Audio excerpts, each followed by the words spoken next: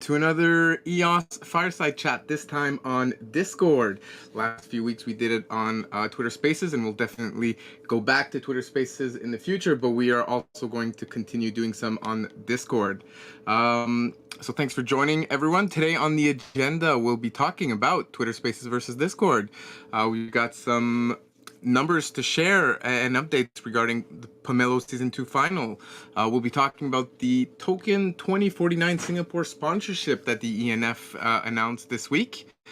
We've got actually a lot of news this week. We've got EOSIO Plus Coalition RFPs that have been announced. We've got an article about subjective billing and lost transactions that was published as well. We have an Emanate beta launch party this weekend. We've got Trust Swap, which is a swap application that's going to be launching on the Trust EVM.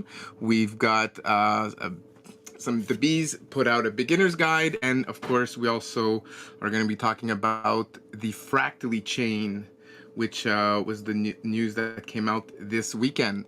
So first of all, to get us started, I wanted to talk a bit about Twitter Spaces versus Discord and how you guys enjoyed the last few weeks on Twitter Spaces, and if you think we should continue doing Twitter Spaces, should we alternate with Discord? The one thing that I personally don't like for Twitter Spaces, outside of the technical issues that I had last week, assuming those are fixed, is that people can't just jump in and share comments. You have to be invited on stage, you have to request, and I feel that barrier to speaking adds some friction and maybe makes it less of an engaging and spontaneous conversation than on Discord.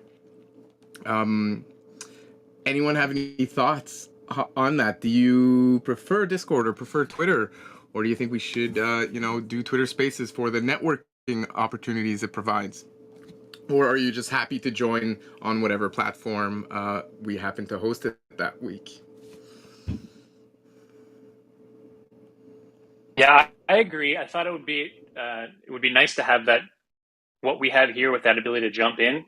I think it would be a great feature that Twitter could add perhaps in the future. The part that I really like though about what we got on Twitter Spaces, what we don't get here, seemed more foot traffic from people less core to the community. So we're getting, we had people jumping in from outside of this, very tight EOS community that we have in our Discord server, people who don't necessarily get to hear from the community's perspective very often, wandering in, checking it out, that we probably wouldn't have had them in the Discord server. So the way I envision this is both. So there's different styles that work better for the different mediums. So I wasn't at the first Spaces funeral. Last week I was on there. It says my first one is a Fireside. And, there was a lot of awkward silence. So whenever if someone just wants to speak to say, like, I agree, like it's a much larger hurdle to have to raise your hand, hope the admin sees you, and then invite you up on stage. And there was also the issue of identities. So this came up whenever we started this Discord initiative, is some people that we know under a certain name on Telegram, I didn't recognize them by their Discord name unless they used a similar name or profile picture. So it's kind of like everyone's a stranger again. Same thing on Twitter, is a lot of people, so even less likely for people to have the same handle on Twitter. So whenever you're just calling random people on stage, it's kind of like it's like a box of chocolates. You don't know what you're going to get, but it worked out pretty good. Like some random people got brought on stage who I don't think Steph had any clue who they would be. So I think Spaces is great for panels. So we will be publishing the Yield Plus Blue paper, for example, tomorrow. And one of the first initiatives coming out of that is going to be like an AMA style Twitter space, or with like a panel, so to speak. So it'd be like more organized discussion, whereas the Firesides are kind of, there's a planned list of topics, but it's more kind of like a free-for-all if anyone could talk. Like, we encourage people to talk.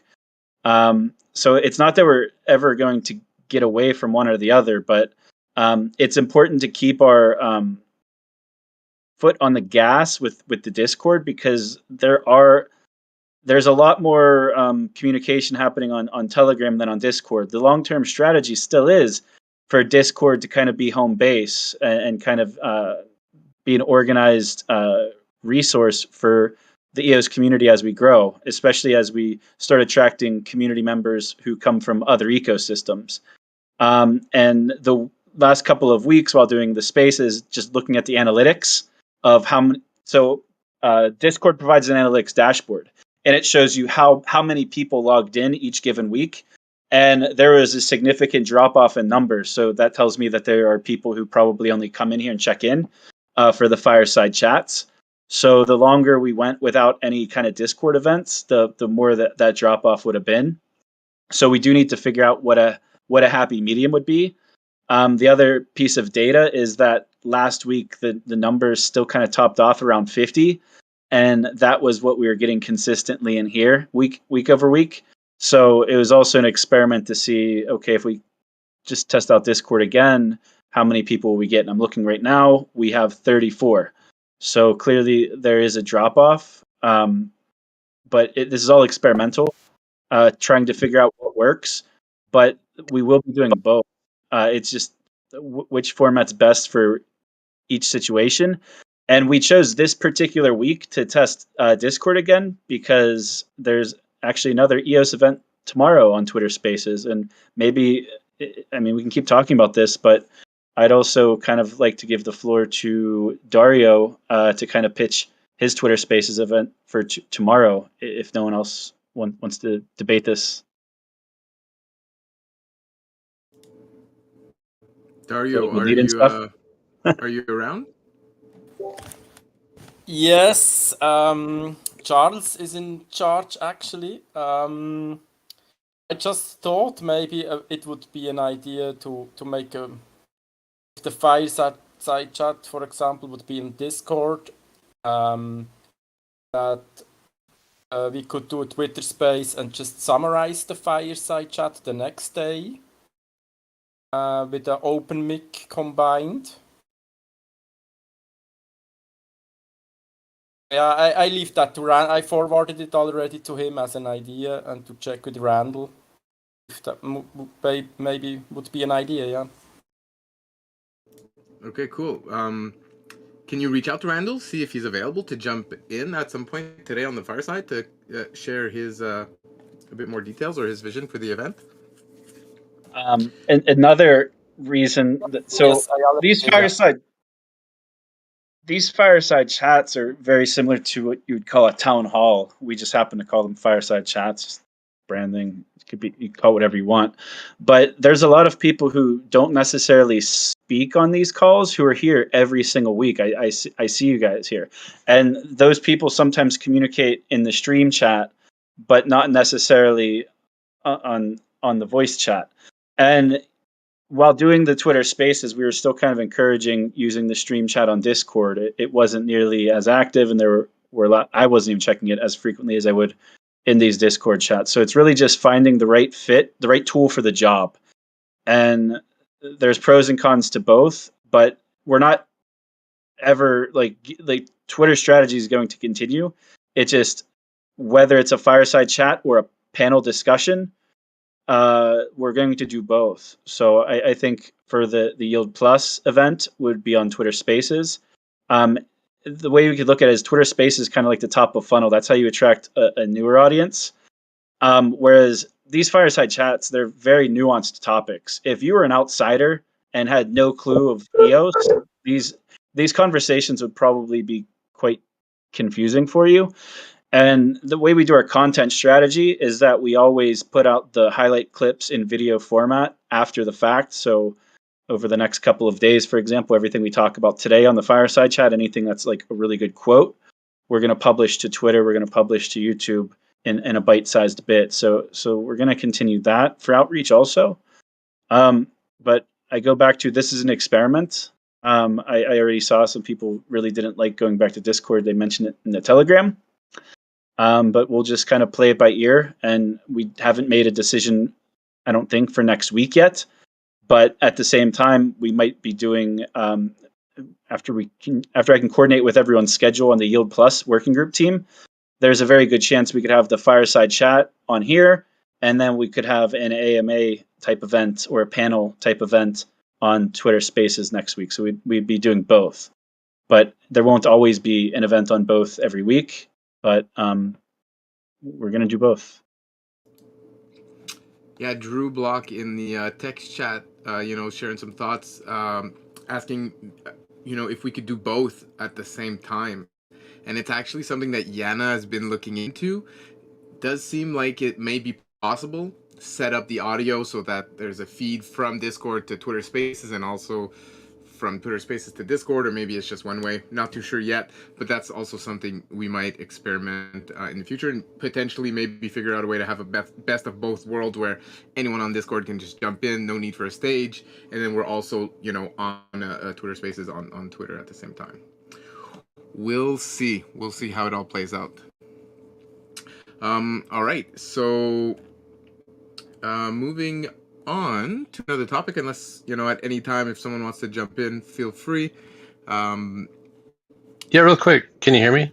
Yes. Go for it, Brandon. I always forget I have push to talk enabled as well. I just want to remind everybody in the community that everyone is free to host Twitter Spaces as well, and then use those occasions to promote this event, the Fireside Chat, and the more the merrier. So keep that in mind.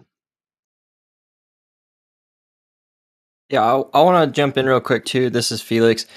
So Dan Singjoy and I, we've been starting up Eden town hall meeting, and so we started out in Twitter Spaces, but the idea is to eventually get two going. But we're going to be going to Discord starting this Sunday. But the general idea of how we were viewing Twitter Spaces and Discord is Discord will be held for more of you could say political debates within what's going on within the Eden community and chief delegates. As things progress, I see it becoming debates becoming more of a thing as we start to approach elections. And then Thursdays were the days we were thinking about doing Twitter Spaces events a little later down the road when we're wanting to get more brand recognition for Eden. So, I like that, you guys are talking about this to the EOS community because, that's kind of the same thoughts of how we're feeling about utilizing both Twitter Spaces and Discord, and also kind of following your guys' lead of what you guys got started here with this EOS Fireside Chat.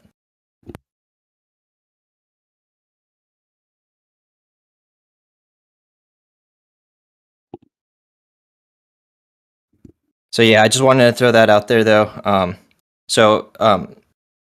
Anyone who's, welcome to come join us over at the Eden Discord and expect to have a town hall meeting this Sunday. But yeah, we're working on trying to push the Discord group as well, because we believe that Discord right now is one of the best tools to use to really kind of organize and get more interaction and engagement from a community.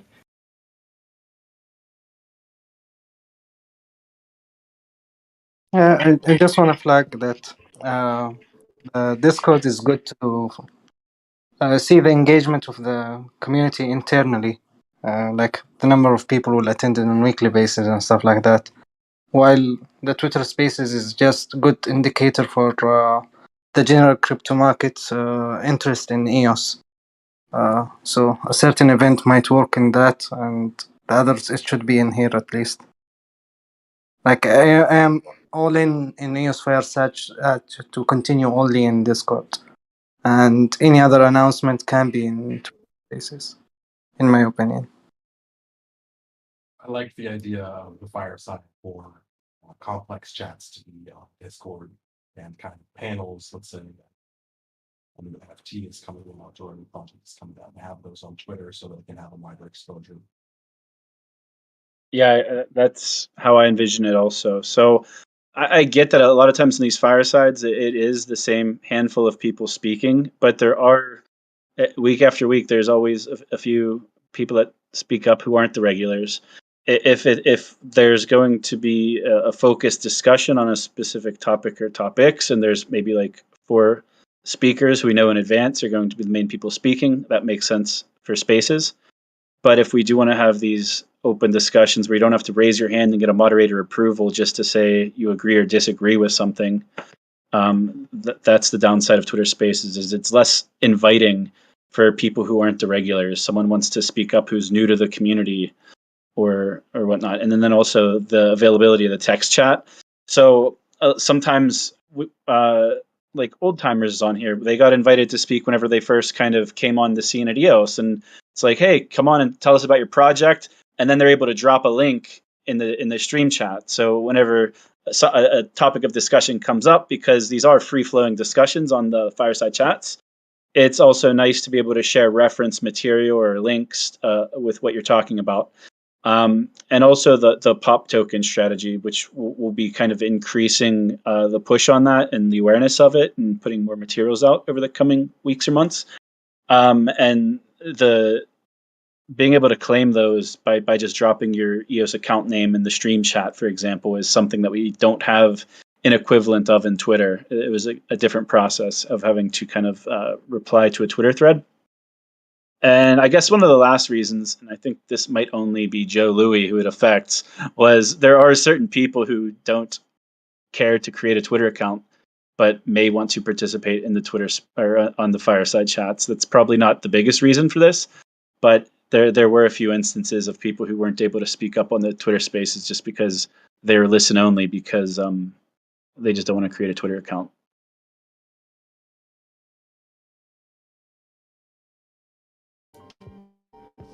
Man, 20 minutes in talking about Twitter and Discord. Fun. Going to be a long fireside chat. All right. Yeah, thanks for everyone for jumping in. I think kind of community's kind of aligned on the, how we think we can both leverage the Twitter Spaces and the Discord. So yeah, stay tuned next week. We'll see what happens then. All right. Moving on, maybe a quick Pomelo Season 2 update. I don't know if Daniel Keys is available to jump in right here. If not, maybe I can share a few numbers. On the elevator, right now, I'm not sure if I'm here, but Yeah. it will be on the elevator in about 30 seconds. All right. Sorry, Daniel. Had to give you a little. Can't understand a damn word he just said. All I understood is elevator, so I think I got the message. Yeah, so let me find some updated numbers. Here we go. So tomorrow, we're hoping to publish the final update on the report regarding the appeals, regarding the final distribution numbers, and then opening up donation claims. But before we get to that, what I can share today is some accumulated numbers for season 2. So we had as matching funds $888,888 donated to the matching pool from the ENF. We also had $125,000 donated from the ENF in the form of direct contributions to projects that did apply on Pomelo, and we'll talk a bit about those later on. If you're following the ENF Twitter, you would have noticed that they did tweet out today which grants got these extra contributions. Grant fees from season 1 amounted to just under 3,200 EOS. So when you do a donation in a season of Pomelo, there's a certain percentage that is withheld and donated to the matching pool of the next season, and that's kind of an anti-Cybele defense mechanism that's implemented. The .gems NFT sales, which sold out, generated 5,000 EOS in primary sales, so that's being donated to the matching pool as well.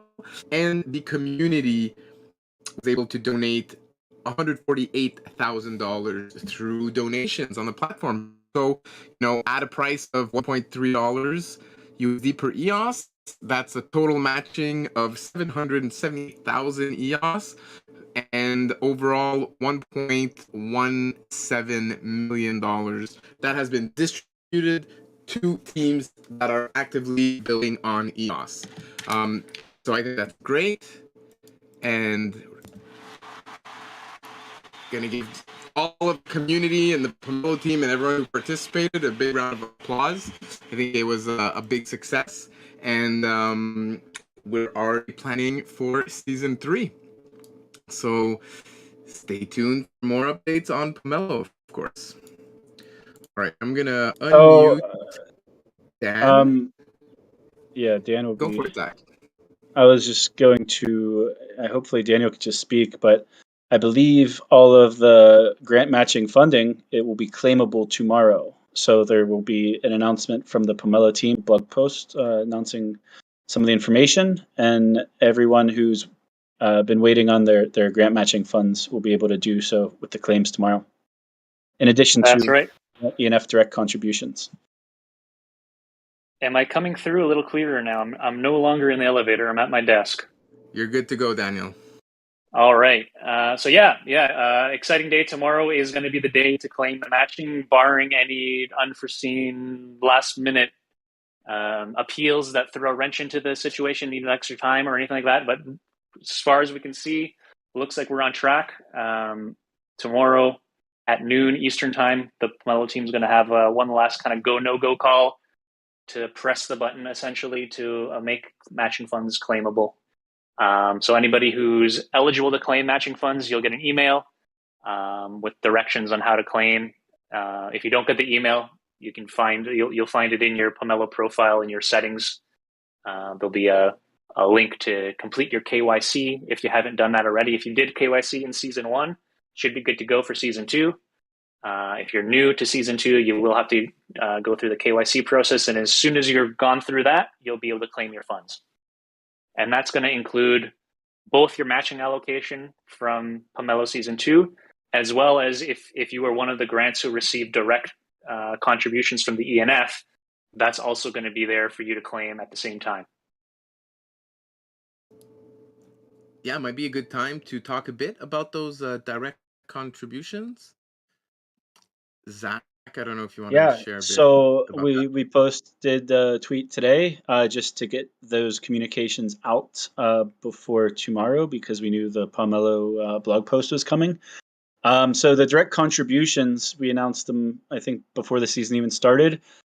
They were done separate from the quadratic funding. So none of those direct contributions from the ENF contributed or detracted from everyone's grant matching from the traditional Pomelo using the quadratic funding. I also wanted to kind of stipulate, I wrote a reply to the tweet, so it's kind of like a thread of how we actually came up with those numbers, because obviously we wanted to spread out the decision making so it wasn't just me, Yves, or Brandon coming up with the numbers. And the way I fairly simple, there was $125,000. We spread it out amongst multiple team members like Monopoly money. And on a spreadsheet, we basically just plugged away a couple $100 here, a couple $1,000 there.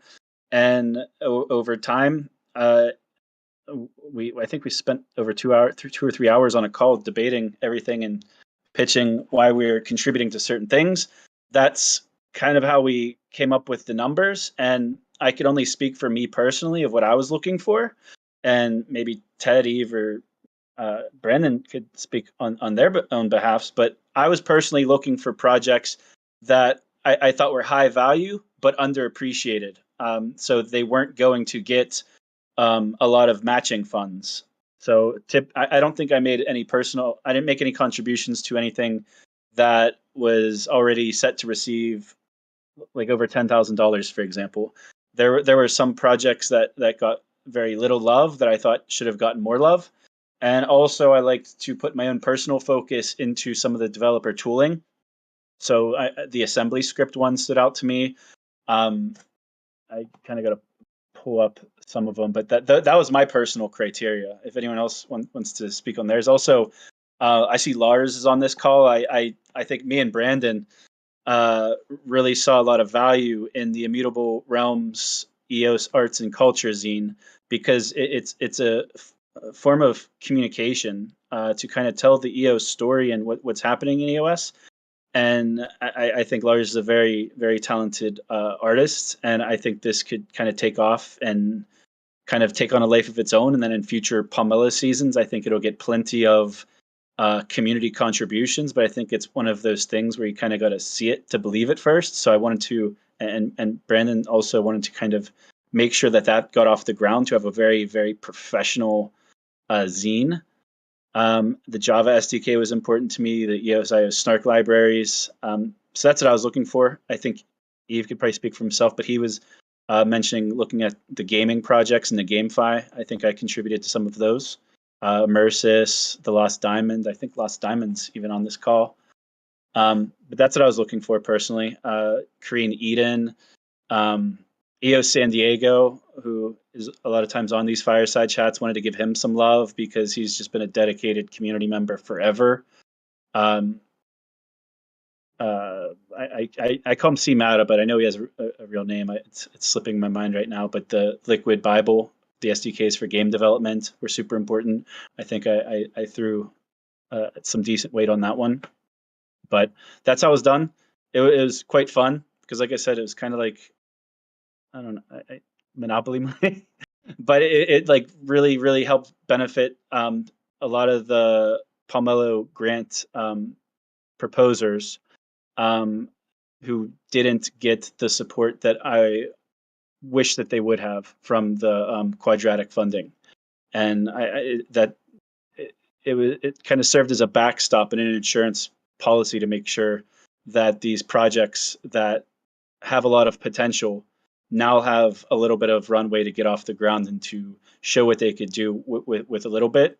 And then in future seasons, we'll be able to use this as a reputation system, because that's really what Pomelo is it's a reputation system. You give projects or people a little bit, see what they could do with it. And then when they come back, maybe they can get a little bit more. And then after that, maybe go to the direct grant funding route through GitHub. And just continue supporting projects that are adding and creating value to the EOS ecosystem.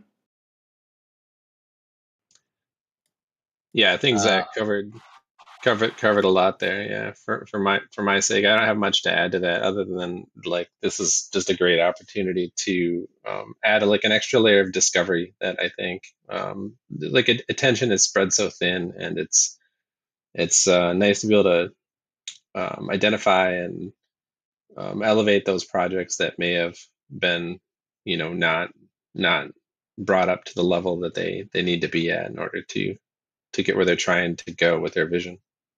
Yves?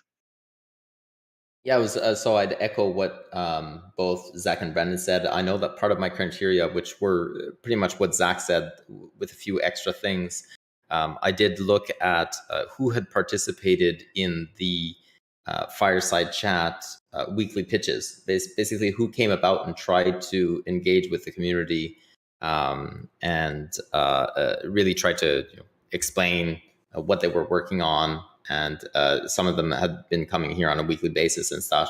And so to maybe be more inviting to those people that perhaps hadn't gotten quite a lot because they're a little bit smaller in terms of team or community outreach, but that they were making an effort and that they had a solid idea, obviously. The other thing that I looked at was in a lot of the pitches, you had some teams that mentioned, or individuals that mentioned, a particular goal, a particular target that they were trying to go towards. And very similar to Zack, those that you can note in the list, there are very few of them that actually had raised a lot of money. And so I did filter out a lot that, if you'd already received, or you were already said to receive in matching 30, 40, 50,000, I tried to not focus on those. But I did go, despite that, I did go look at all of them and look at what they were going to receive potentially at the time of when we were doing this exercise in terms of matching, and how far off were they to their stated goals, for example. And so for some people, it was just a question of giving a little top up so that they could reach the goals that they'd set out that they said they needed in order to be able to produce X, Y, or Z. So I did add that in my criteria. And the third thing that I added that Zack didn't mention was you'll note in there projects that came from another ecosystem that I have deployed on EOS since we started either the merge, the creation of the EVM, or since I guess the network has somewhat changed in terms of narrative and branding and has become a little bit more inviting. I went to go look at which projects were attempting to come in and build a new home on EOS and didn't necessarily get much traction. And so I tried to disperse some there as well. And I just want to mention his name's Corvin. See, Matt, I see her on the call. I apologize. So I think this is a good exercise of what we did, how we went through every single project, analyzed it, and thought deeply. And I've said this many of times, but this is one of the biggest value adds that I see from Eden, using the election system to choose the delegates. Some of them only, like the lowest level, are receiving around 100 EOS per month, but that's plenty whenever you factor in the quadratic funding. Because the more people that we have in the EOS community who act as these proxies, who are able to identify projects that they see value in, the better it's going to be for the ecosystem. Obviously, these direct funds that the DNF didn't count towards the quadratic funding, but through the Eden system, those are all kind of fair game. Like the funding is already there for Eden; it's got the treasury, and they kind of have the option of, do I want to spend 100 EOS on myself, or do I want to create a Pomelo proposal and try to attract EOS that way? And 100 EOS could easily turn into 1,000 EOS just from the quadratic funding and matching. So I think we did see a lot of that. I don't have any actual data of how many contributions came from Eden delegate accounts compared to just other accounts. But I would imagine if we did have that statistic, that it'd be quite high in both of the elections. But I see that as being a good purpose, and it was a good exercise on our end to see, I guess, the time requirements of going through every single proposal, comparing, like looking at how much they've already earned to see if you think that they should get even more. And it was a tedious process, but not that tedious. So a couple hours. And I think it was time well spent, and I'm looking forward to seeing the results of Pomelo Season 2, not just from the direct contributions, though, but from, I think, a lot more capital was contributed through the quadratic matching. But I also want to point out that this is an awesome opportunity for the community because of the current state of the market. The fact that the EOS price is so low, along with the rest of the crypto markets, there's immense upside to these grants having even more runway, depending on which way the market turns. I obviously have no way of knowing what that's going to do. But I think the price that was locked in for this was, Yves, do you know the price off the top of your head, what it was matched at like $1.30? Today, 131.6. But yeah, so it's about a 10x for every, just you asked about stats a little bit. So it's about 10x. So for every dollar donated, there was $9 matched. And so your $1 actually brought $10 in total. And then in terms of the rate that it was locked in, unless that changes, it was locked in this morning at 131.6. And so the amount of EOS that is being sent in total is roughly 700,000 EOS. I just don't have or a little bit more than that. 780,000 EOS. Yeah. And so it's quite high, right? Because EOS is so low right now, like Zack said, there's a tremendous upside potential. It'll be interesting to see who holds on to the EOS and who doesn't, and whether or not that impacts the runway for the teams and what they do with those funds. And going back I see to it as the Eden receiving Network proxy. EOS. Just to add something, Daniel. So one way that I see this is in Pomelo, through this this initiative, essentially developers and community members are able to get equity in the network. And if they're able to do proper asset management, whatever that means, so it's obviously very different for every team, you're able to get a share of equity in the network through the means of EOS. And if you believe that the EOS valuation will grow because of initiatives such as this, and you hold on to your EOS, then you've got a larger share essentially in the network in terms of fiat valuation. And we've seen historically through season 1 of Pomelo, but also the recognition grants, that many teams decided to hold on to the EOS. And that is really indicative of people that see value and future of within the network itself.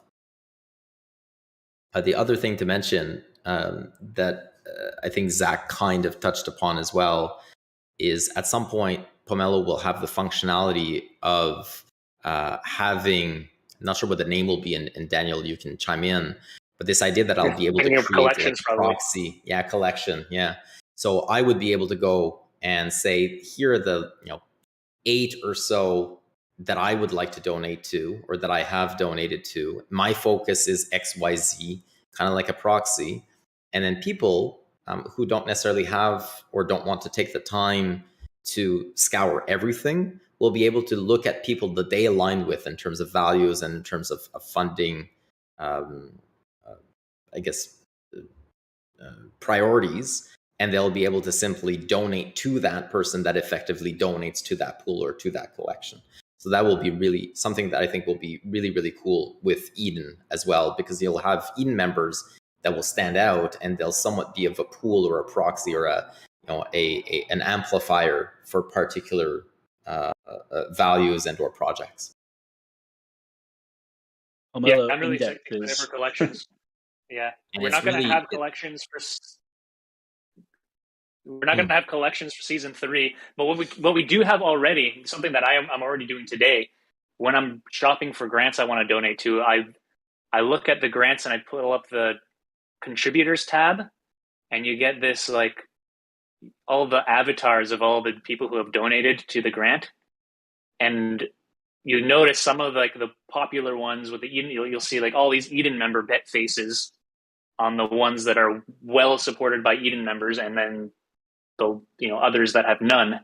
That's one of the, when I'm shopping for grants, that can help you kind of, these are the ones that Eden members support, and maybe that's something you weigh in your decision when you're deciding who to donate to.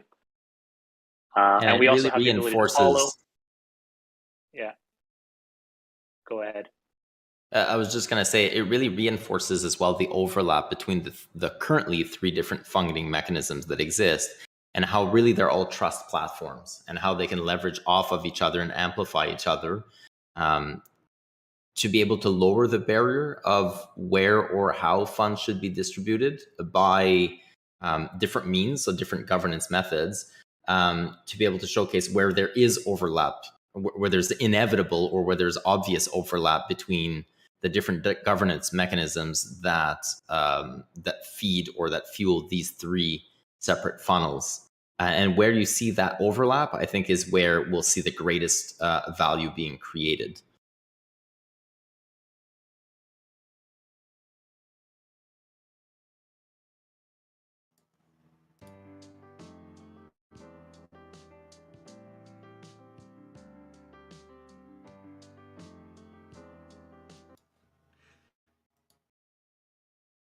All right, and us in the text chat ask, could you touch on if we attracted interest from Luna Dev and projects? I guess that would be a question for Yves or Zack. Yes, I actually have an interview Friday morning with builders that received funding, and I guess that did a capital raise on Terra last year, and due to the recent events, are looking to move off of Terra and into the EOSIO ecosystem. And they, hold on a second, because I've got 2. The first one, let me look through my messages. Zack, maybe help me out. Are they? They're not a launch pad, right? They're a community crowdfunding cross-chain incubator. Their name is WeFund Interface. I do not know of them, but they did reach out through LinkedIn after they saw our invitation. I'll drop the link in the stream chat if anyone wants to So check if anybody knows anything about them, good or bad, please feel free to let me know. And I'm waiting to coordinate a second one as well that reached out that I don't have information in front of me. But yes, very little, but yes, it has started gaining tractions. One of the challenges with Luna in general, I guess, or inviting people over is the completely different code base. They're not EVM compatible in, I'm not even sure if this makes sense, but in the traditional sense. And really, they're completely different in terms of tech stack. And so it's not as easy. There's very little overlap. So it would require a lot of basically building from scratch.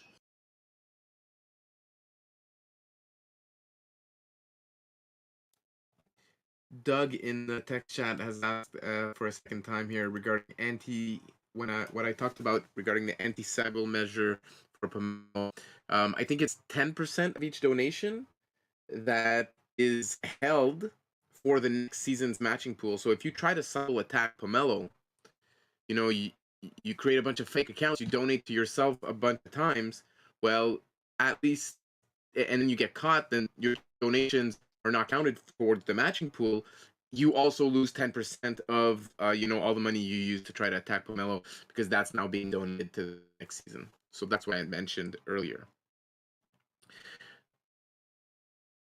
Yeah, great. Thanks for sharing, Yves, about the WeFund app that reached out to build on EOS. That's great to hear. Good question. Thanks for sharing, Anas. All right. I think that covers it for Pomelo. What I'd like to learn more about now is the Token 2049 Singapore sponsorship that the ENF announced last weekend. I've been busy dealing with some storm fallouts. I haven't been able to keep up with the community this week as much as I usually do. So Zack, could you share some more information about that sponsorship and what it's all about? Or maybe Yves.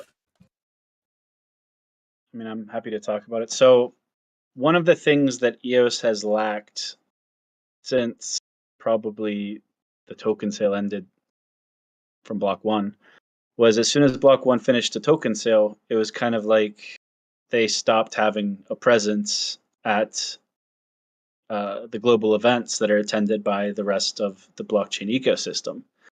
Through 2018 and 2019, there were some EOS community events, which were great because they're very EOS-centric, but they didn't necessarily open doors to other ecosystems.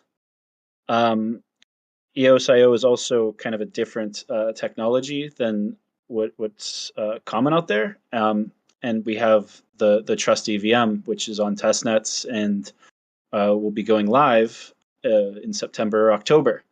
So with the Trust EVM, there's an opportunity to onboard many new projects, teams, or even new teams from other ecosystems into the EOS ecosystem. So knowing that we wanted to have a physical presence in the wider blockchain ecosystem anyway, we needed to kind of find the perfect event to really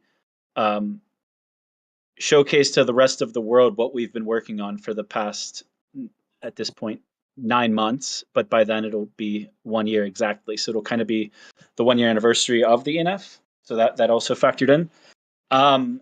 So finding that event, and this will not be the only event that EOS will have a presence at. So I just want to make a note of that just because we announced Token 2049 this week, it does not mean it's the only event we're planning to have a presence at and or sponsor.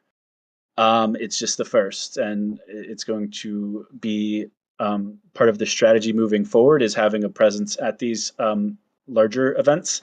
And eventually we'll be able to start doing satellite events at the larger conferences, so the blockchain weeks. So whether it be Singapore, Korea, Consensus, like typically whenever you have these blockchain week type events, it's usually the main conference is a 2 or 3 day event, but then a lot of the action happens in the evenings. There's all of these different satellite events happening where there might be like an NFT theme or a Web3 theme or a gaming theme or whatnot, or an EOS theme, for example. And that's eventually where I would like to go with this presence at the conferences, is eventually increase awareness enough and attract enough engagement where we could, in community growth would be big enough that we could do not only a conference sponsorship or a sponsor or conference presence, but also be running a satellite event on top of that. Since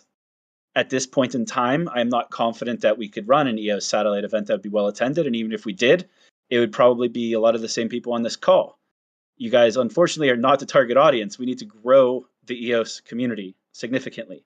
So what we did was we worked strategically with Token 2049. We let them know like we're serious and asked what kind of options that they had. And because we weren't going to be running our own satellite event, we instead piggybacked on the closing party event, which is kind of the big blow off at the end of the conference where everyone's going to be at. And that's kind of where we wanted to make our mark. So that's we're the drinks and entertainment sponsor for the closing event. So we're basically going to have signage all throughout this event. The drinks, it'll be announced over the loudspeakers throughout the event that this event is being sponsored by the EOS Network Foundation. And at the closing party, we will have our own little private area that'll be a little bit quieter than in the main area, where if we wanted to have more serious conversations, we will have an area to go to where we pretty much have our own champagne open area, and it's to get business done. On top of that, we will have a 190 square foot booth in a prime location in the exhibition hall. So likely whenever you first walk into the exhibition hall, which will have over 100 other vendors there, in one of the prime locations, front and center, will be our booth.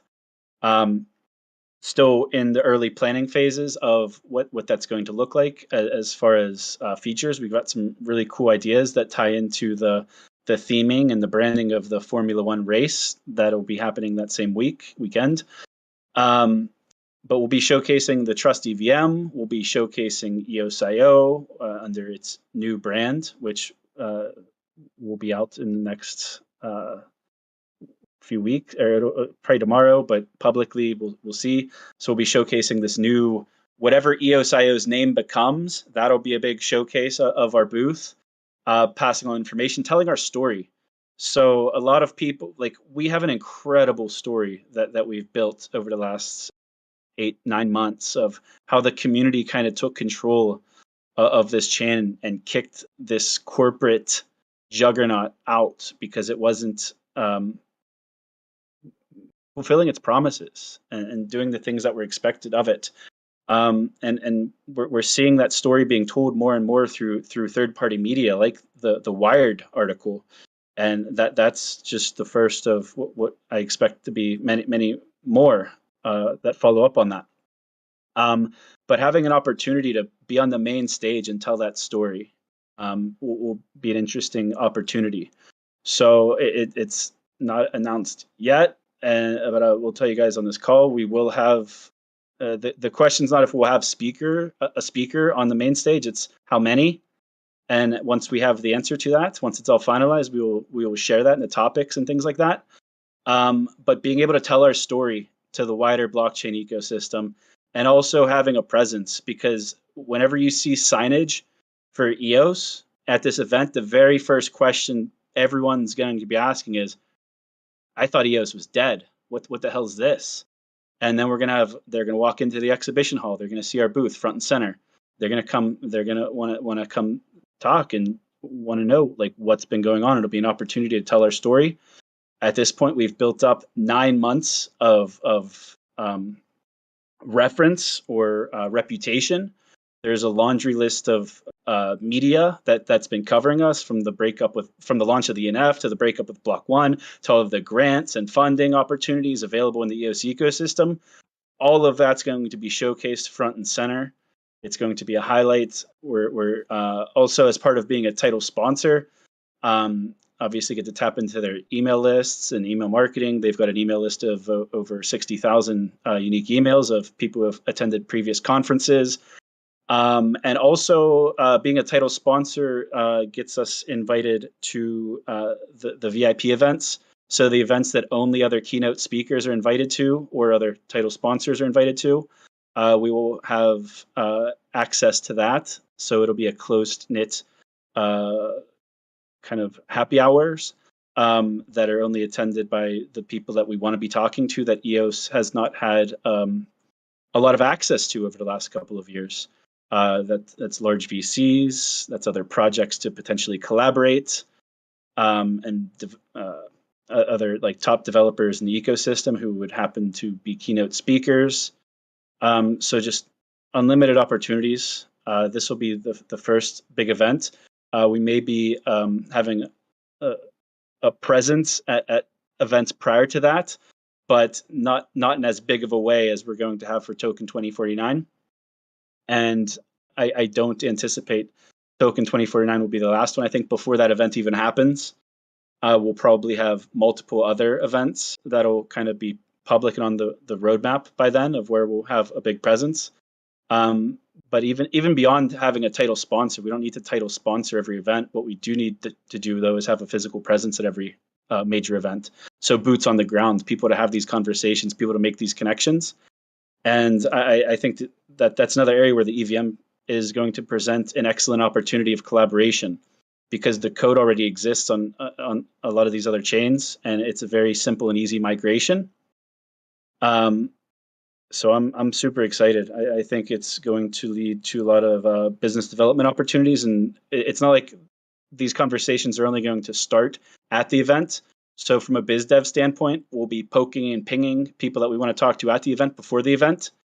So getting the intro emails out, pinging them on LinkedIn, however, whatever it takes. Hey, I know you're going to be at Token 2049. Let's schedule a meeting. Eve and I have already discussed this. Eve, like we have to man the booth because we have an exhibition booth, so we have to have people there at all times. But Eve explained, he's like, when I go to conferences, I don't even want to have time to eat.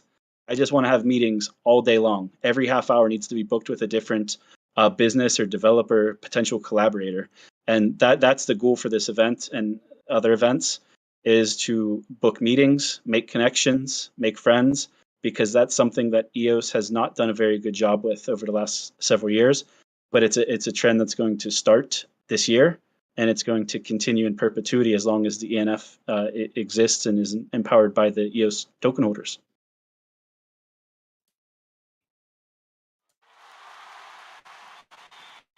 Definitely deserves an applause.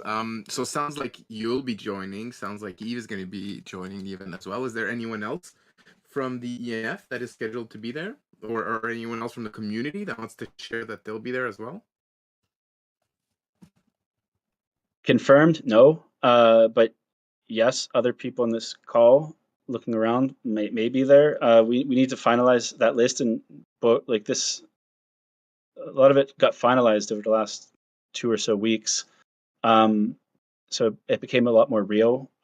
We're still determining who exactly will be in attendance. But so, for example, some of the ENF board and some members from the Trust EVM team, especially on the technical side, to be able to explain how everything's working underneath the hood, because a lot of the onboarding efforts will be for EVM.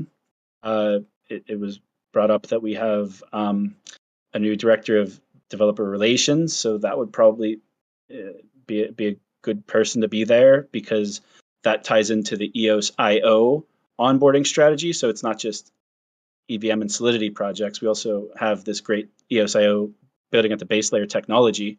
So having someone very knowledgeable on that there, I think this would be a better question to answer in another maybe 2 weeks, 3 weeks. Have all that finalized, and we could start naming names.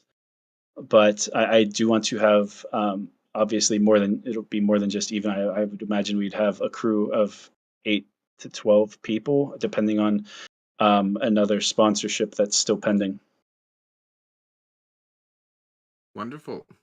Wonderful news.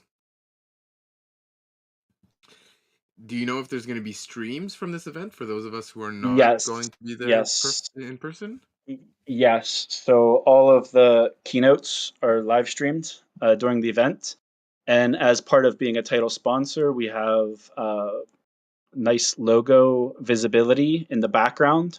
So as the camera's panning for all of the other keynotes, you at least get that EOS logo. And I think, like I said, I think the biggest thing it's going to be a head scratcher for some people because EOS has been quiet for a while, and this is it's going to stir up some questions, and that's exactly what we want. Is we want to stir up conversation. We want people to scratch the surface because as soon as you scratch the surface on EOS and see the avalanche of activity that's been happening over the last 8-9 months, I think it's going to overwhelm people.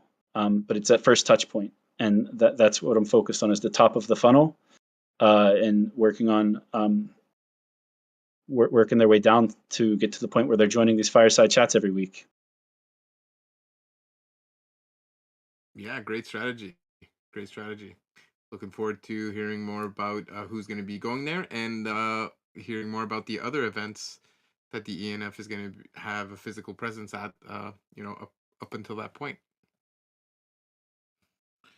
Anyone else want to share some thoughts about Token 2049? Mel asks if the event will be recorded. I imagine if it's live stream, it's going to be recorded. I'm sure those things will be confirmed later Yeah, on. they have I mean, you can find it on YouTube for all their previous conferences. So they had a hiatus because of COVID, as did every other global conference. But they did they did a London event in 2021. So that was their first time back since 2019. So, and then they also have a Token 2049 London event in November, which I think would likely to be there also. But yeah, on their YouTube, you could see all of the previous keynotes from the last several years. Block One actually had a major sponsorship in 2018 during the ICO, of course. So it was interesting that whenever we had this intro call with them, the guy started off with telling me about asking about how Brendan's doing and things like that, and I had to kind of set him straight and be like, so there's been some changes since you probably last talked to anyone from EOS, because this was April 2018 that this happened. But he enjoyed the story. Was very surprised. I mean, it just was another reminder of we have this story to tell. It's not out there as much as it can be, and we're going to continue to let the world know that this is, in Shrimbot's words, this is the new EOS. This is not the old EOS. This is the new EOS, and we're gonna show everyone.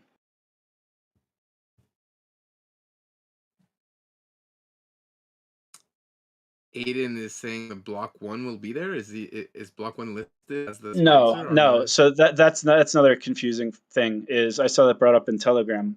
Block One's logo is on the Token 2049 website, but because they're a previous sponsor, 2018.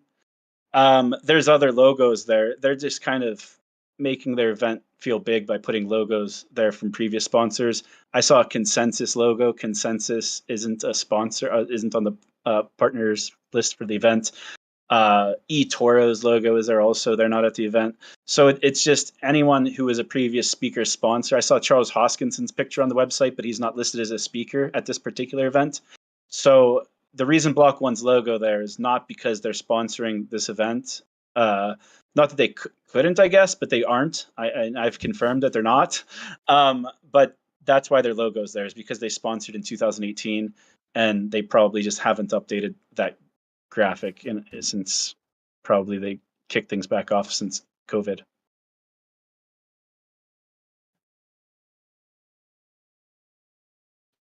Thanks for clearing that up.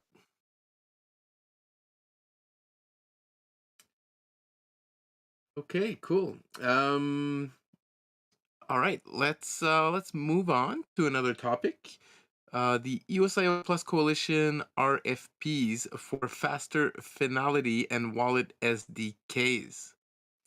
Do we have anyone from the EOSIO Plus Coalition that may want to talk to this topic?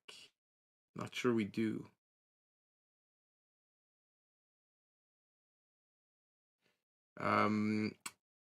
So Yves, did you want to, or Zack, go for it? Well, I one of them is for wallet SDKs as an RFP. So Origin, one of the core developers behind UX Network, who is a coalition member, they stated publicly on the Twitter thread that they will be applying or putting a bid in for the faster Finality. So maybe we could take this opportunity. Aaron, is Greymass going to be applying for the wallet SDK RFP? I think it's pretty safe to say yes. Yeah. I've written multiple iterations of that. And what's one more? Yes, I'm excited. So that's already a candidate on each proposal, more than qualified. I don't know if anyone's going to compete with Greymass or apply for the wallet SDK, but for the faster Finality, I do think that there might be multiple proposals, but only one has been made public so far. And that's the whole point behind this RFP system, is it creates a competitive bid landscape. I saw Dan made a tweet reply saying like there's only 3 teams that could fulfill these bids: ENF, OCI, and Fractally, and that totally ignored Aaron's team, which is very talented. They wrote the wallet SDK like proposal in the blue paper. And then Origin came out publicly and said that they're applying for faster Finality, and they're not one of the teams mentioned. But it creates a competitive bid landscape because in an ideal ecosystem, there's multiple teams that can compete for the work, which means that everyone kind of has to compete on price. They have to compete on milestones and deliverables of what they'll actually create with their bids. So I think it creates a very healthy ecosystem. And yes, in the initial couple of RFPs that go out, maybe there are only 1 or 2 teams that are capable of bidding on them. But even having 2 teams creates a competitive landscape. But there's so many RFPs that are going to come out that eventually everyone's going to be busy building core EOSIO protocol or SDKs on top of EOSIO protocol. So at a certain point, there's going to be a saturation where that's where the opportunities are going to open up for any other enterprising team, developer, engineer who wants to take on these bids. On today's blog update that we posted a few hours ago for the EOSIO Plus Coalition, it even outlines all of the top priorities of the proposals. I'll drop the link in the stream, or it's probably already in Discord. Yeah, so there's a list of 20 different proposals that have been made a priority out of the EOSIO Plus Coalition, and you're going to start seeing more and more RFPs. These RFPs take time to compile and write the scope of and publish, so there's obviously a little bit of overhead to get each one of them out. But you could see at least the bullet point list of what the 20 top priorities are.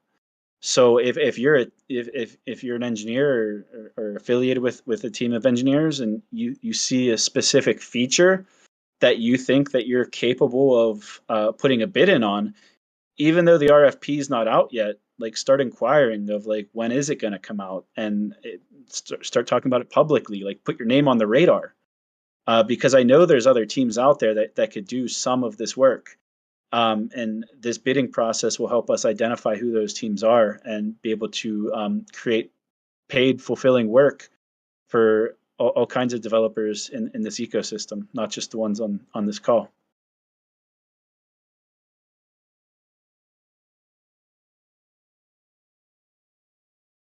For the EOS or for the coalition, is dApp development something on your guys' radar? Because for us at Challenge DAC, we're already running EOS, and then we're running Telos too, and we could add support for the other 2 chains also.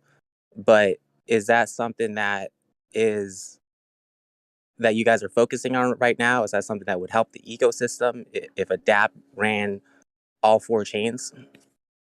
That's way outside of scope for the coalition. The coalition focuses on the core protocol, the software that all public chains have in common. So functionally like that. Did someone say that we already shared the link? It has all of the core features in the blog post from today, and it's kind of outside of the scope of dApp development. It's there's certain things that help with dApp development. For example, the Wallet SDK that Aaron mentioned that we putting a bid on. That'll help dApp developers. It'll make it easier to develop applications to deploy on EOSIO chains, including EOS. But like specific dApps would be out of scope. You for specific dApps, they would need to apply for grant funding through whatever means each particular chain has. Like Wax has kind of like a worker WPS system, and you could apply through their company. Talos has a couple different means of applying for funding. ENF obviously has, we have Pomelo with EOS, and then we have the direct grant framework. So if you're a dApp, you're more or less better off applying through each chain and seeing what opportunities those chains have for dApps. But as far as the coalition's concerned, the coalition's only focused on core protocol and kind of like the layer right above that, which is like the SDKs and the tooling around the protocol.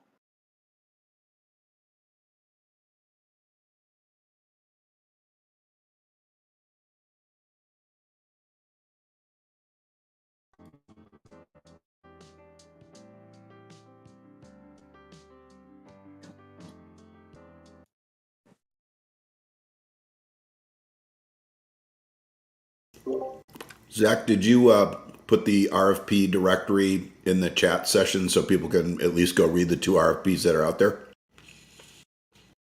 They're linked in the blog post. I could put them directly also, but if anyone goes to the blog post, there's links to the GitHub.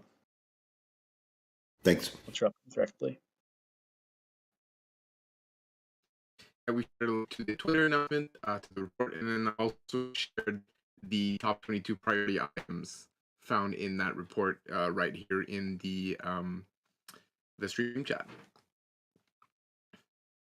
Doug asked which blog post, and it's the one just 2 comments above your question, Doug.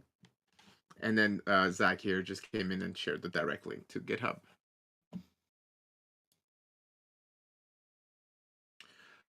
All right. Okay, cool. Moving on. Is Drew still with us? I think he is. Drew was one of the authors for the article that was published last week called An Introduction to Subjective Billing and Loss Transactions. So if you want to give us a quick rundown of what that was all about, we'd appreciate it, Drew. Sure thing. Can you hear me all right? Yeah, coming in clear. Cool. So yeah, myself with help from Matthew Darwin as well as others put together this article on subjective billing. It's first of a series. The remaining ones will outline kind of how to fix issues as well as sort of the new improvements that are coming in Mandel.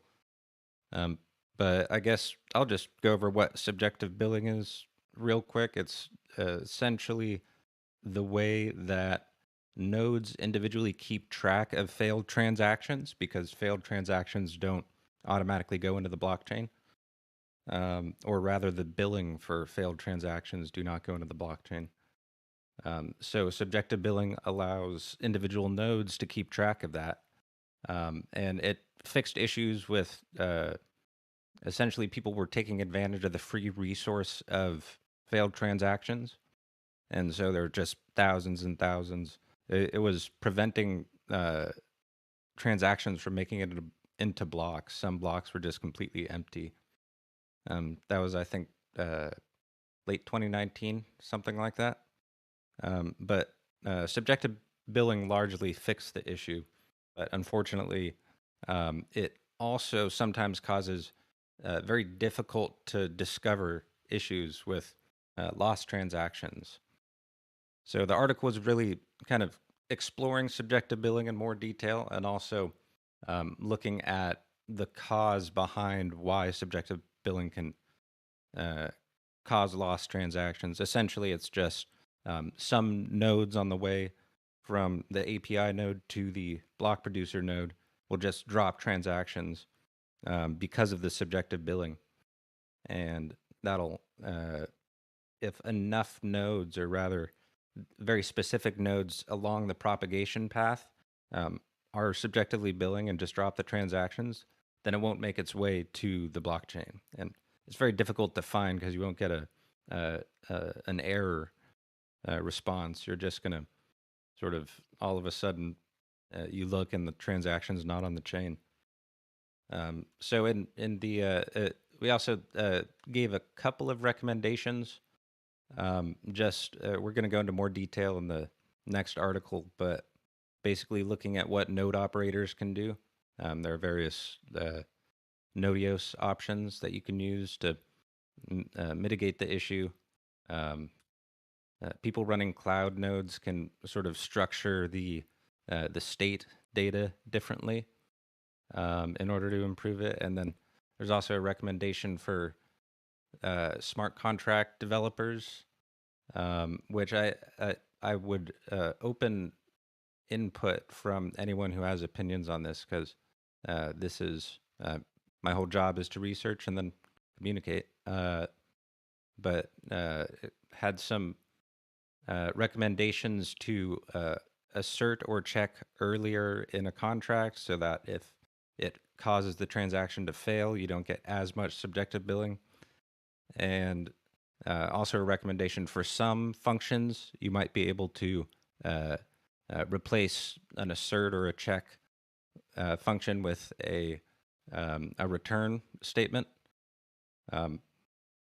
So if that's sort of an overview of the article and of sort of where we're going to go from there. Great overview. I understood what you were talking about. A good sign for the majority of people to be able to understand. I understand this article is pretty, fairly heavy article. A lot of technical concepts are discussed.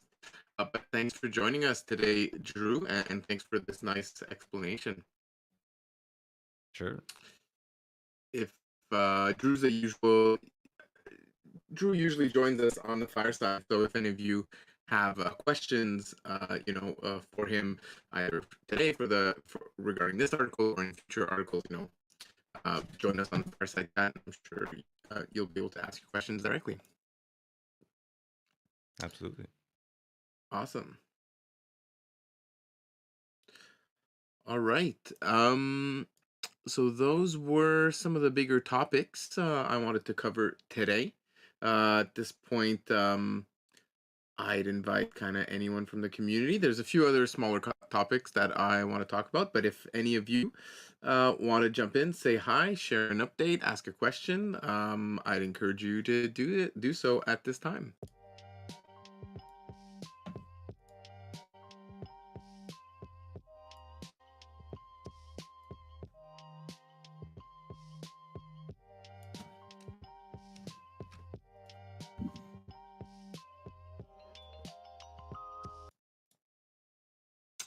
All right, we've got this weekend, we've got an Emanate beta launch party. Yana, are you still with us? Did you want to share a bit about what's going on this weekend?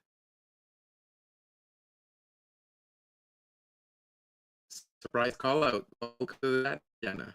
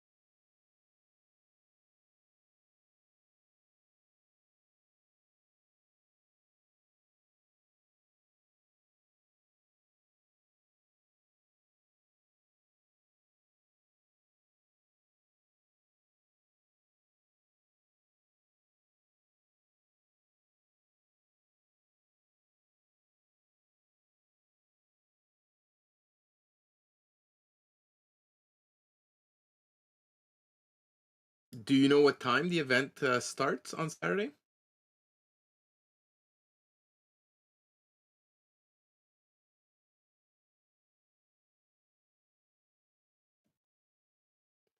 Yeah, yeah, yeah. No, all good. Cool. Thanks for sharing, and yeah, thanks for helping with that virtual event happening in the metaverse. What else do we have here on the list of topics? We've got Trust Swap, which is a swap app that's going to be, from what I understand, deploying on the EOS EVM. That's going to be launched. So I think they're on the testnet already, if I'm not mistaken.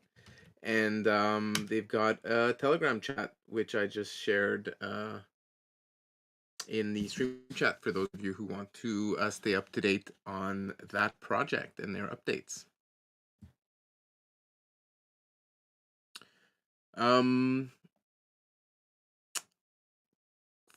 Okay, and finally, I guess someone in the chat asked earlier about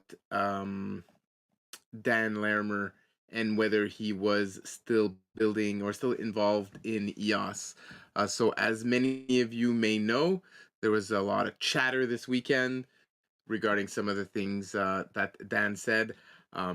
Like I said earlier, I wasn't able to keep up with the community this weekend, so I wasn't able to read all the messages. But from what I understand, Fractally is considering launching their own chain. I think this was brought up last week as well on the Fireside, and so they're considering launching their own chain. And now people, had the discussion of whether Dan Larimer is leaving EOS. Is that good? Is that bad? Is he actually leaving EOS? So I don't know if some of you here have a bit more information than me. You want to share your thoughts, share your comments. Feel free to open up the mic and share some thoughts.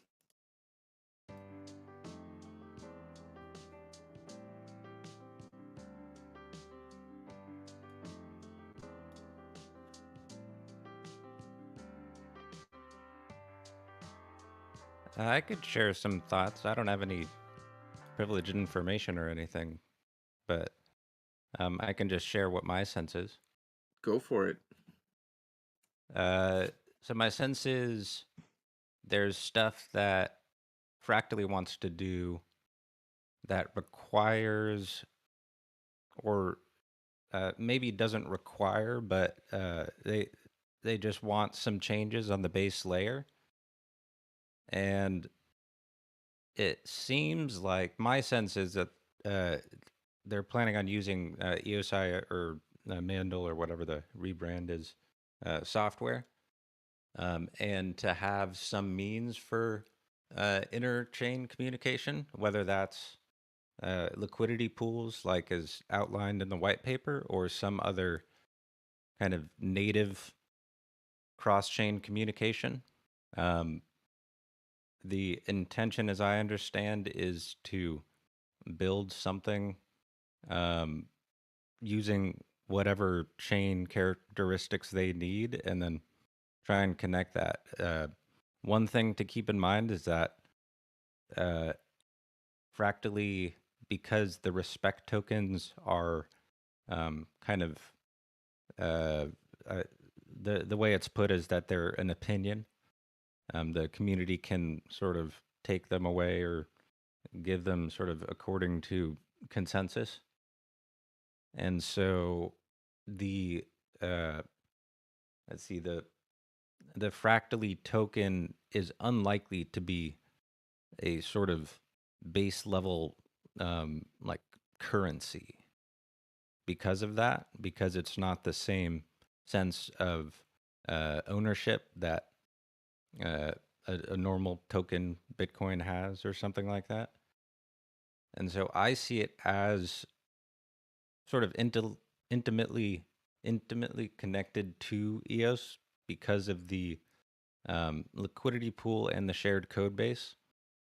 And then just essentially a side chain, excuse me, a side chain sort of like Boyd or UX or any one of those other chains, but just with different parameters. That's just my kind of understanding from afar. So I don't have any like that.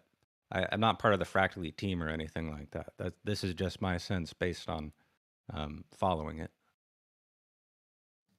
Great, thanks for sharing for sharing that with us. I see here. Dave? Yeah, go for it, Dogman. Okay, cool. Thanks, Stephane. And yeah, thanks, Andrew, for sharing those thoughts too. And there's a few things I thought that might be helpful to add on to that. So one is that I've been participating, and Andrew was also there as well, and probably several other people on this call. I've been participating in the Fractally on EOS brainstorming sessions. Also, I see Dwayne is here as well. He was there. And we've been meeting every week for the past, I don't know, almost 3 months now. I mean, on Mondays, and everybody's welcome to join. But basically, the general goal of these brainstorming sessions has been to figure out some good way to build Fractally on EOS and empower EOS with fractal governance. And during the most recent conversation we had on Monday, which was right after the news broke, or I don't know if news broke is the right way to say it, but after there was lots of comments in the Telegram channel, we shared some thoughts about this. That's recorded. It's on Patrick's Nova Crypto channel. So anybody can listen to them. For the first probably 20 minutes or so, we discussed this, and people shared some really interesting insights. We heard from Ami Hines, who is a great developer in EOS, and he's also very active in Fractally. And he spoke about how it makes sense because there are a lot of different kind of technical things that the Fractally team is aiming to do that doesn't totally align with the technical technical vision or just the technical attributes of EOS. And then Doug Wu also shared some thoughts too. My personal thoughts are I think that it makes sense in a lot of ways because the Fractally team does want certain features, and developers in EOS also have different preferences for different features. So it can be helpful. I see Joshua posted that it can be the best for both EOS and Fractally, and I agree with that. I think that Fractally and fractal governance and a lot of the principles and the tools they're working on with Fractally are super, super helpful and super valuable. And I'm looking forward to sharing more with the community. We've been participating with Fractally for 11 weeks now, and the news hasn't really been shared very much, but there's a lot of amazing things that are happening. So I'm looking forward to sharing it. And I think that while Fractally is building a new chain for this, that it will still very much empower EOS, and that EOS has an opportunity. I think James Mart and Joshua Seymour talked about how EOS has the ultimate alpha for what's going on with Fractally right now, because there's many EOS community members who are really excited about it. And actually this morning, we were on a meeting that Joshua Seymour has been hosting for moving Eden forward, where we were discussing plans to start weekly fractal meetings for Eden community members, where Eden community members can meet every week and use the Fractally process and earn EOS. We were talking about maybe doing 100 EOS per week, and also Eden Respect as well. So that's kind of a lot there. I've been talking for a while, but I figured it was just helpful to share. That conversation on the Nova Crypto channel has some interesting perspectives from some great community leaders about this. And then, I'm also looking forward to sharing more and talking more about the Eden fractal stuff we've been talking about soon. That if anyone's interested in discussing that, we're meeting every Wednesday at, I believe, 13 UTC. It's super exciting stuff. And I hope that all made sense. Feel free, if anything I said didn't make sense there, to let me know. I'm happy to clarify.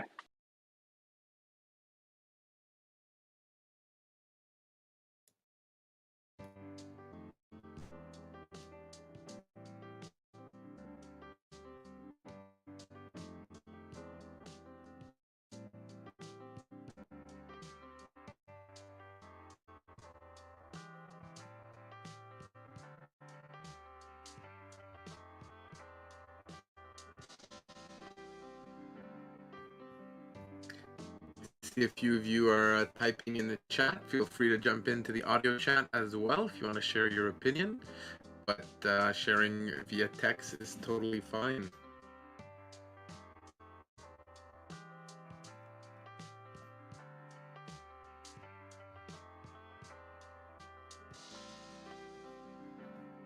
Gon Floska in the chat here says that the way it's going, EOS can easily take advantage of the open source code he'll be releasing for Fractally and adopt the features that most benefit the community.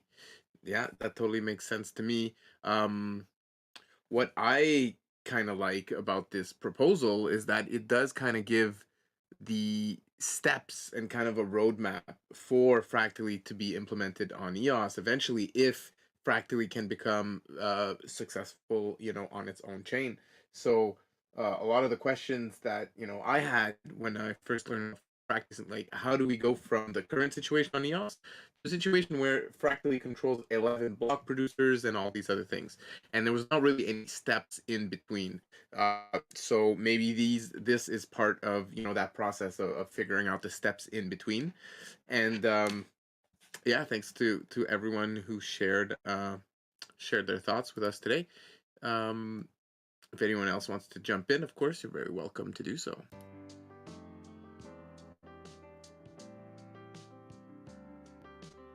Yeah, I'd like to add, so it is pretty exciting participating in the Fractally meetings, and then now starting to see that we're working on integrating that with Eden.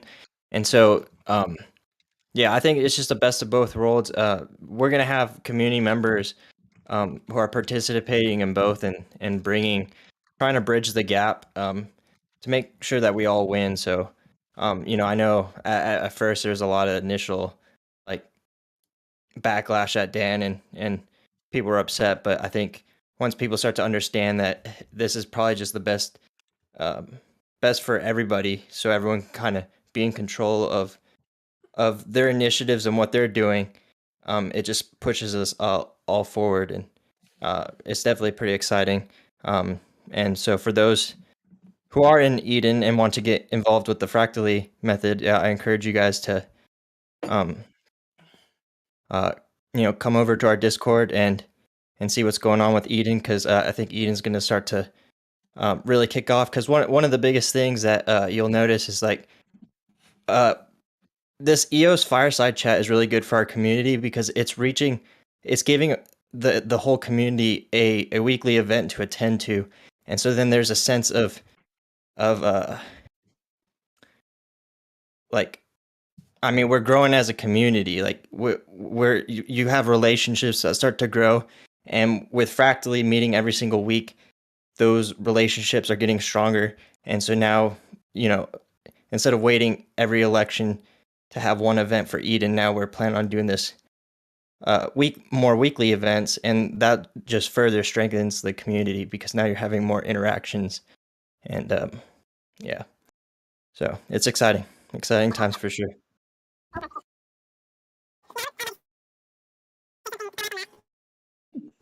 What's that noise?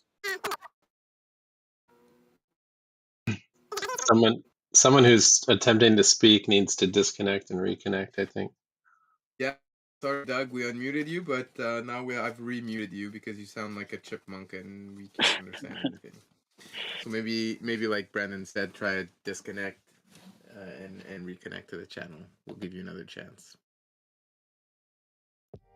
Yeah, it'd be cool to hear from Doug. Doug shared some great thoughts during the meeting that I mentioned that's on Nova Crypto's channel. If he's not able to get it working, but I hope he can. And yeah, Doug's also been doing great work. He just joined the EOS community like 5 months ago or so, and he's just been like everywhere. He's been in a lot of Fractally meetings, so it's been great getting to know him, and he's doing really cool work. And then I was also just going to add too, if it's okay, to what Felix was saying, that during the meeting this morning, we were discussing, well, Felix and I have been talking a lot about doing Eden town halls with ByWire. And so we're doing those every Sunday, as Felix mentioned, I think 16 UTC. And I think we're aiming to do in the Discord, and that might be one of the discussion topics for discussing the Eden fractal as well as other topics that the community is interested in speaking about. And then also just to respond to what Stephane was saying briefly about like small steps, I completely agree. Like I think that the first Fractally proposal, like there's a big ruckus because there is so many like big kind of asks and so forth. But what Jesse and Patrick have been doing and working to, and I've also been participating in, as well as many other people like Doug and Dwayne and so forth, have been just like trying to work on a proposal to find like some way to have a gradual easing into helping to empower EOS with Fractally. So we've been making a lot of great progress there, which is great. And then also I think that this idea for doing an Eden fractal as well and starting small with like, say like 100 EOS prize or something like that every week. That's something that doesn't cost very much, but can be a great way to bring the community together and also inspire people to work together more. And then a lot of great things can come out of that and provide some incentives. Then we can gradually scale it up as it makes sense and as it feels right.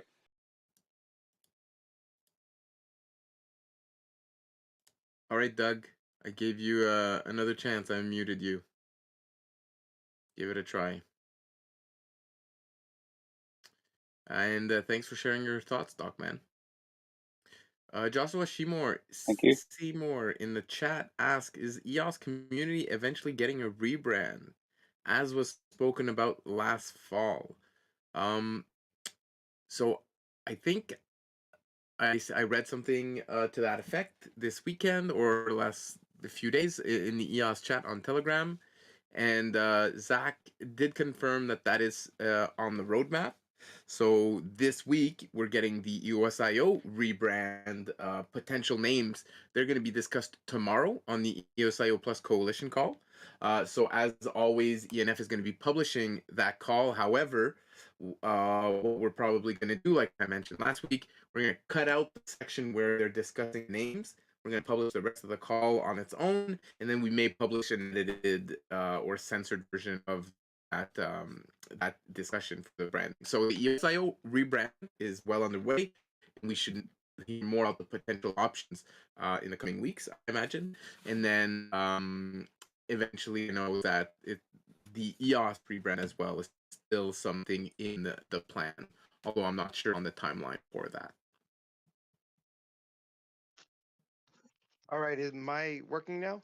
Is my mic working? Yes, you're live Awesome. on the Fireside chat, Doug. Welcome. Oh, I'm so excited to say something because I'm just so excited about everything that's going on.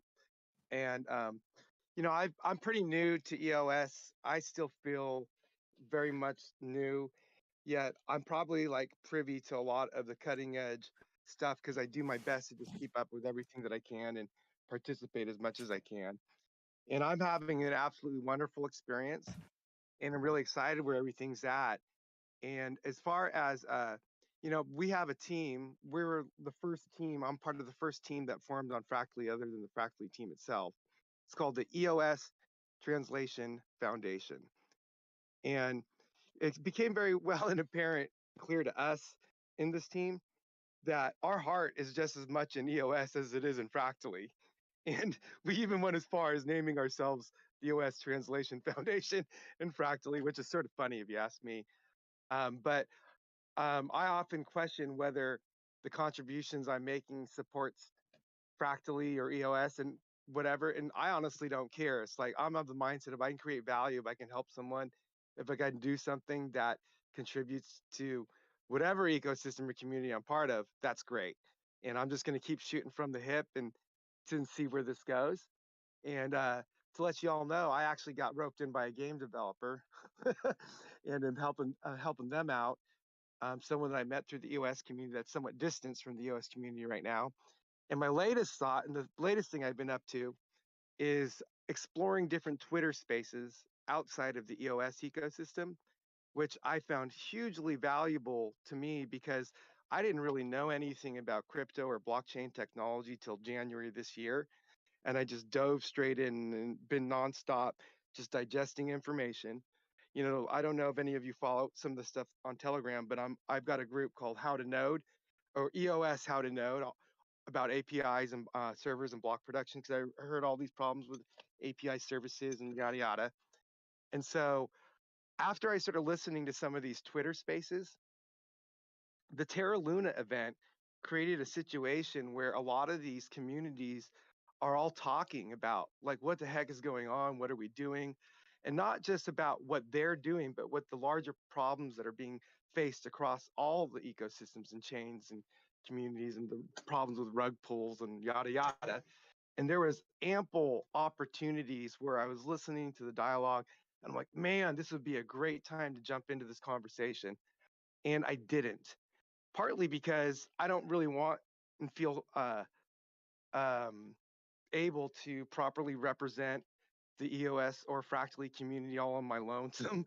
But I also realized that, from the very beginning of joining this community, I never really felt as though anyone gave me the permission or respect or credit to do anything positive. And I didn't care. I just shoot from the hip and use my own judgment and do what I do. And this has got me pretty far. Well, I have these relationships now. I've been following some other people in different Twitter spaces, crypto type communities, and I've been spending a lot of time trying to interact with them and whatnot.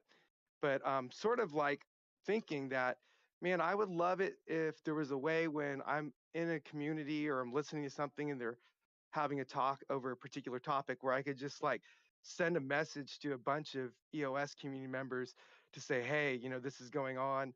Maybe you want to jump in with me in here. For example, yesterday there's a Twitter Spaces. I think it's called like Web3 24/7 Global or something like that. And it was the host of that particular one was, I think it was called Social Bees. Strangely, they have using the bee model and the swarm model for marketing, but also education. But they were talking about real estate NFTs, which is, I'm interested in real estate NFTs. I'm interested in the use of technology to do business, to create value and things that make sense. And all the whole NFT market never made any sense to me about like these, these overpriced images of digital art, as far as I'm concerned. But when they started talking about real estate NFTs, the first thing I thought is, I want to bring in Sovereign Sky and BEOS and BEOS or whatever it's called. And I'm thinking about like Handshake protocol and all this cool stuff that I got access to from participating in the Fractally team meetings, just meeting people and having, relationships of trust and, just talking and getting to know people.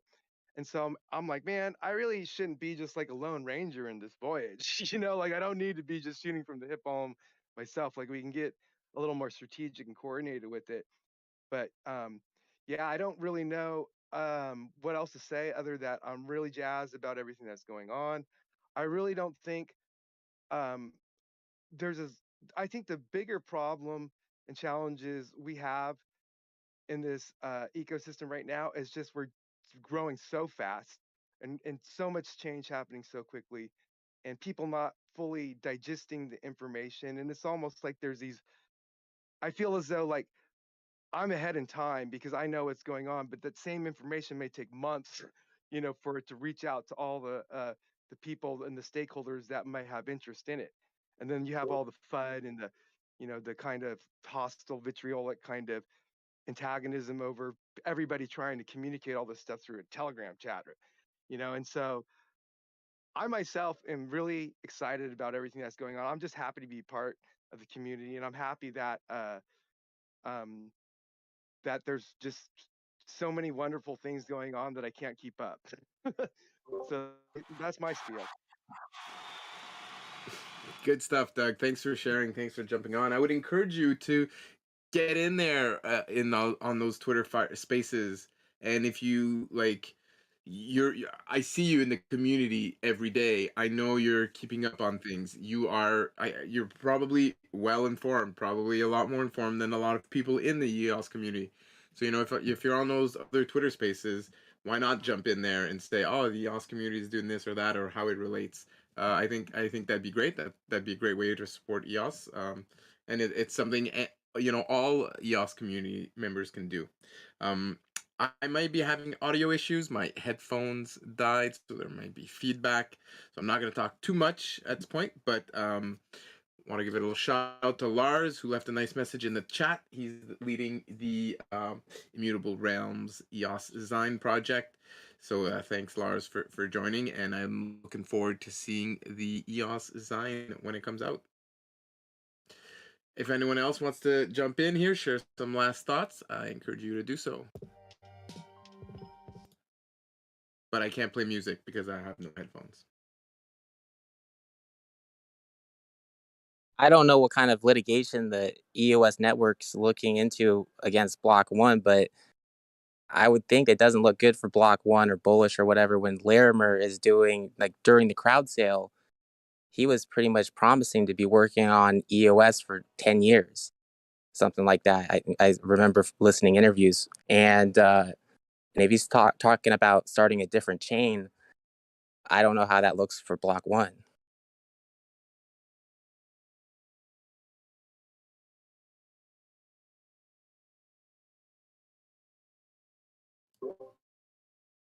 Yeah, good point. Just another broken promise from that team, I guess.